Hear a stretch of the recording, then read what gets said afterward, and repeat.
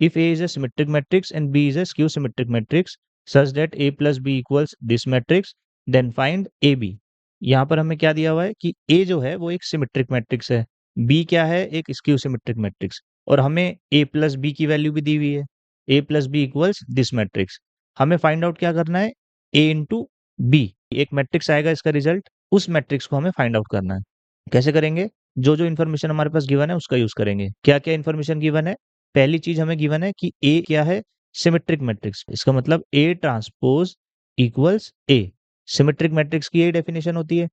उसी तरीके से बी क्या है, एक स्क्यू सिमेट्रिक मैट्रिक्स, इसका मतलब बी का जो ट्रांसपोज होगा वो किसके बराबर होगा, माइनस बी के बराबर। ठीक है, एक चीज और गिवन है हमारे पास, क्या गिवन है कि A plus B equals this matrix 2 3 5 -1।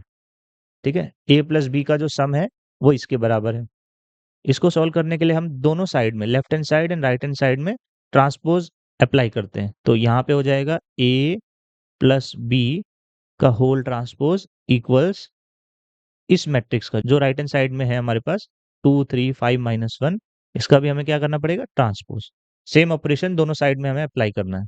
ठीक है, अब क्या करेंगे, एक प्रॉपर्टी का यूज करेंगे। हमें पता है कि transpose of sum of two matrices, ये क्या है, ट्रांसपोज है किस चीज का, दो मैट्रिसेस के सम का। तो ये हम इसे ऐसे लिख सकते हैं A T plus B T.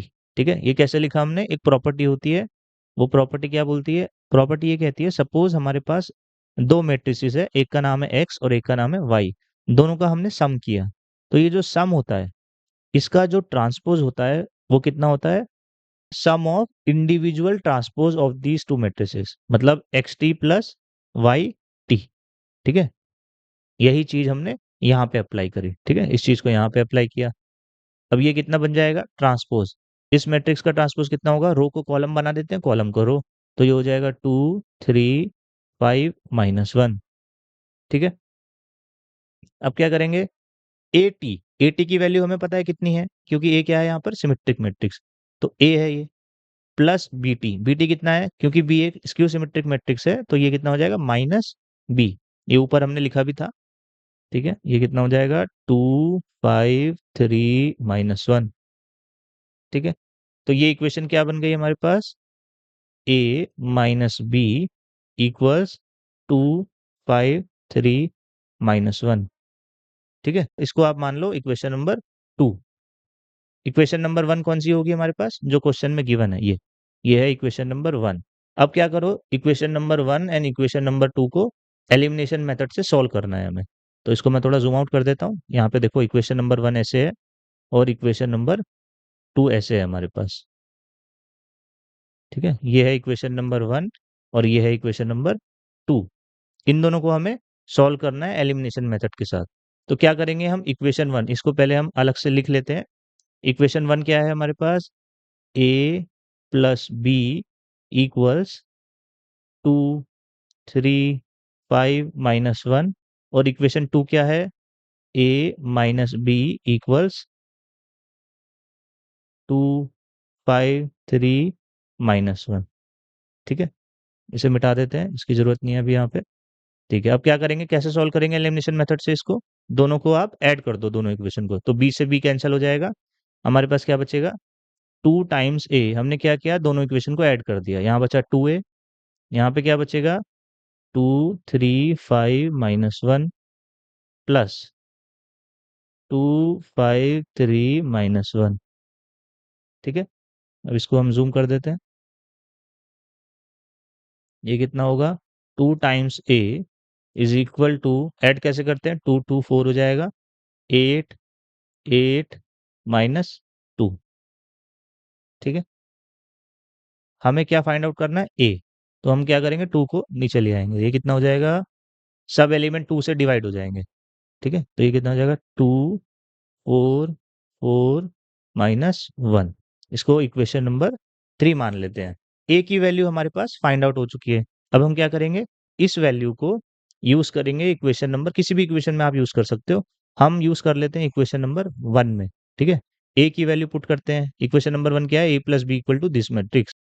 तो पहले ए की जगह लिखते हैं हम, putting value of A in equation 1 we get, क्या मिलेगा हमें?